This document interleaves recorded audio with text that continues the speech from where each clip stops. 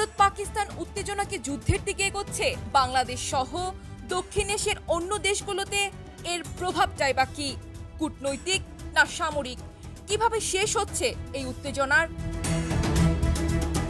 কাশ্মীর হামলার জন্য এরই মধ্যে পাকিস্তানকে দুষছে ভারত।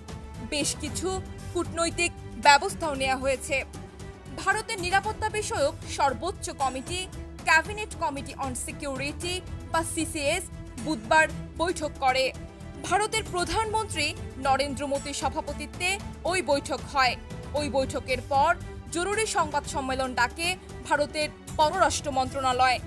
সাংবাদিকদের ব্রিফিংয়ে ভারতের পররাষ্ট্র সচিব বিক্রম মিশ্রি জানান, ওই বৈঠকে সন্ত্রাসী হামলার সঙ্গে সীমান্ত পারাপারের যোগসাজশ তুলে ধরা হয়। তার কথায়, কেন্দ্রশাসিত অঞ্চল জম্মু কাশ্মীরের সাফল্যের সঙ্গে নির্বাচন হওয়ার পরেই এই আক্রমণ হলো। এমন একটা সময়ে হামলা হলো যখন সেখানে ধারাবাহিকভাবে উন্নয়ন ও প্রবৃদ্ধি হচ্ছে।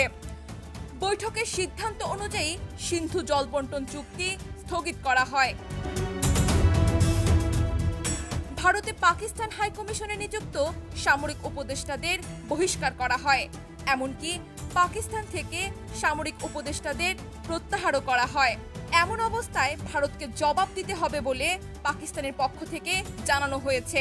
দেশটির জাতীয় নিরাপত্তা কমিটির জরুরি বৈঠক ডাকা হয়েছে। নিশ্চিতভাবেই পাকিস্তানও কিছু কূটনৈতিক পদক্ষেপ নেবে। পাকিস্তান ভারত উত্তেজনার পরিস্থিতি পুরো দক্ষিণ এশিয়াতেই উৎকণ্ঠা তৈরি করেছে।